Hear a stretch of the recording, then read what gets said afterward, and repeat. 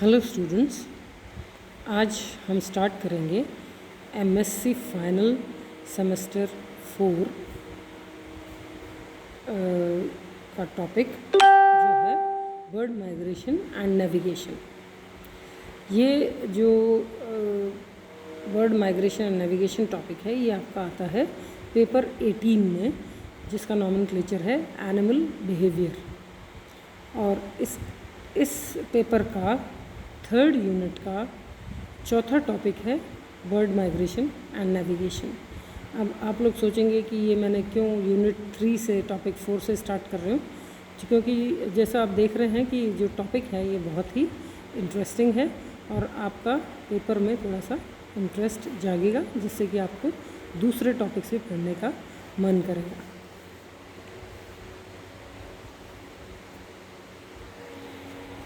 तो चलिए स्टार्ट करते हैं बर्ड माइग्रेशन एंड नेविगेशन। इसमें जो ये आप देख रहे हैं स्लाइड, इसमें 11 छोटे टॉपिक्स हैं, सब टॉपिक्स हैं जो हम एक एक करके लेंगे। और ये है इंट्रोडक्शन। सबसे पहले तो हम इसका इंट्रोडक्शन करेंगे, फिर definition, types of migration, migratory status, duration and distance, altitude, velocity, causes of migration, advantages of migration, methods of observation और लास्ट में है नेविगेशन। इसके जो रेफरेंसेस हैं ये यहाँ पे दे रखे हैं स्लाइड में, आप देख सकते हैं। ये किताबें आप रेफ़र कर रहे हैं क्योंकि मैं स्टार्ट कर रही हूँ आज, तो ये रेफरेंसेस बताने बहुत ज़रूरी हैं। और मेनली जो रेफरेंसेस हैं ये इस टॉपिक के रेफरेंस में है, मतलब बर्ड माइग्रेशन और नेविगेशन को आप इन किताबों में भी देख सकते हैं। तो ये किताबें दे रखी हैं 5, ये आप देख लें। अगर आपको मिले तो आप इनमें से पढ़ने की कोशिश करें। इंट्रोडक्शन सबसे पहला सब टॉपिक है।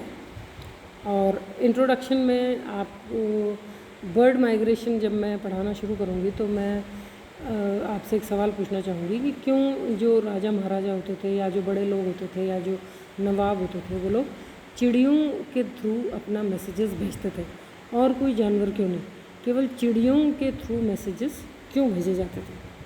तो क्या आपको इसका जवाब मालूम है? इसका जवाब है कि चिड़ियाँ, अगर हम उनके साथ कोई संदेशा भेजते हैं तो वो कोई नोन जगह पर जाती हैं और वहाँ पर से वो तुरंत लौट के भी आती हैं।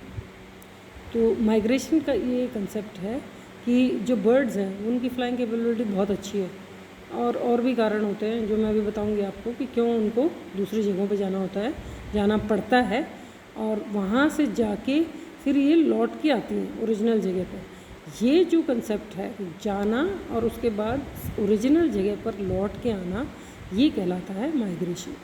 और अदरवाइज़ कोई भी जंतु यदि एक जगह से दूसरी जगह जाता है, बहुत जाते हैं, एक जगह से दूसरी जगह पे ट्रैवल करते हैं और फिर वो वहीं रह जाते हैं permanently, so that will not be called as migration. वो केवल उनका मूवमेंट होगा। माइग्रेशन ट्रूली जो होता है वो बर्ड्स में देखने को मिलता है कि जब वो किसी जगह पर जाती हैं किसी कारणवश, तो वहाँ से लौट के ज़रूर आती हैं। अब ये जो कारण है कि ये क्यों जाती हैं बर्ड्स, अब आप देखिए अपन जो एनिमल वर्ल्ड है, जो लिविंग वर्ल्ड है, उसमें अपन प्लांट्स भी पढ़ते हैं और एनिमल्स भी पढ़ते हैं। और प्लांट्स जो होते हैं वो हमने देखा है कि वो तो एक ही जगह पर खड़े रहते हैं और उनकी सारी ज़रूरतें पूरी हो जाती हैं, क्योंकि उनमें कैपेबिलिटी होती है खाना बनाने की। जंतुओं में ये कैपेबिलिटी नहीं होती है। तो जंतु जो होते हैं वो अपना खाना तलाश करने के लिए एक जगह से दूसरी जगह उनको जाना पड़ता है। तो जब वो एक जगह से दूसरी जगह जाते हैं तो वहाँ जहाँ उनको फेवरेबल कंडीशन होती है वहाँ वो रह भी जाते हैं, वहाँ से लौट के नहीं आते हैं। लेकिन जो बर्ड्स होती हैं वो ज़रूर जहाँ जाती हैं वहाँ से लौट के आती हैं।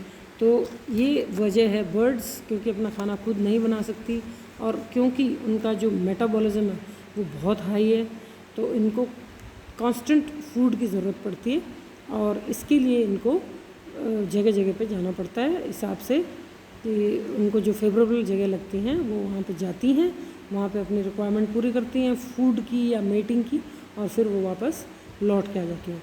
तो और ये जा भी ईज़िली इसलिए पाती हैं क्योंकि ये उड़ पाती हैं, इनमें उड़ने की कैपेबिलिटी है। कुछ सीजनल चेंजेस होते हैं वो भी बर्ड्स को बाध्य करती हैं कि वो एक जगह से दूसरी जगह जाएं। कि मौसम बहुत ज़्यादा ठंडा हो जाता है, तो ठंडा तो कोई बात नहीं, वो झेल सकती हैं क्योंकि उनके बॉडी पे फेदर्स होते हैं।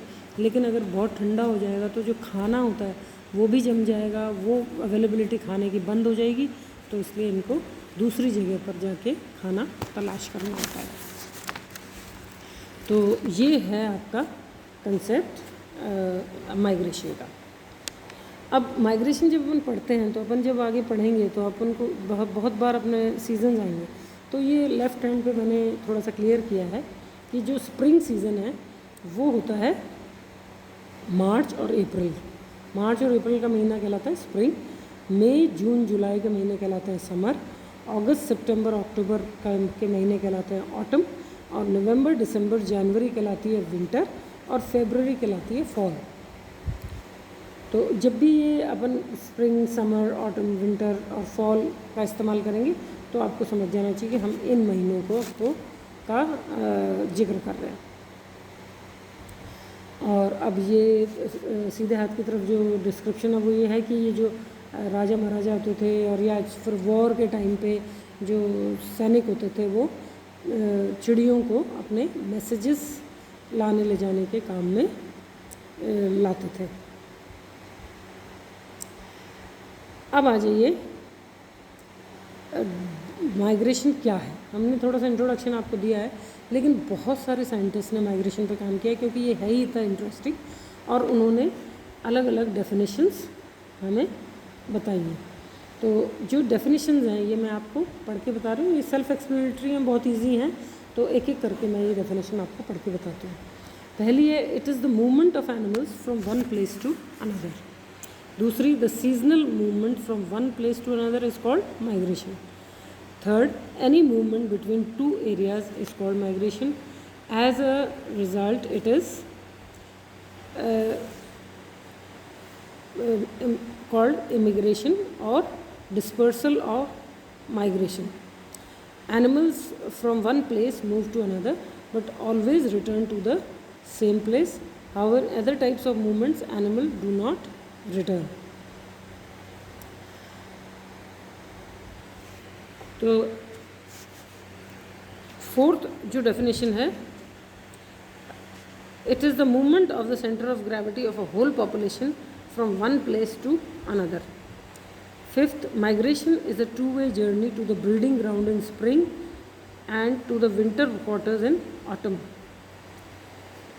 Sixth, regular extensive seasonal movements of birds between the breeding regions and their wintering regions. Seventh, periodic to and fro movements between nesting and winter quarters. Eighth, it is an adjustment to unfavorable conditions during part of the year made by certain species of birds in some areas. Ninth, it is the movement of animals from one place to another, preferably confined to rhythmic movements which involve a journey from one place to another. According to Martin Buchan, many species in the colder regions of the world seek on the approach of winter other lands where more congenial conditions prevail and suitable food in sufficient quantity may be found. Last, an instinctive regular two-way movement of part or all of an animal population to and from a given area, usually along well-defined routes.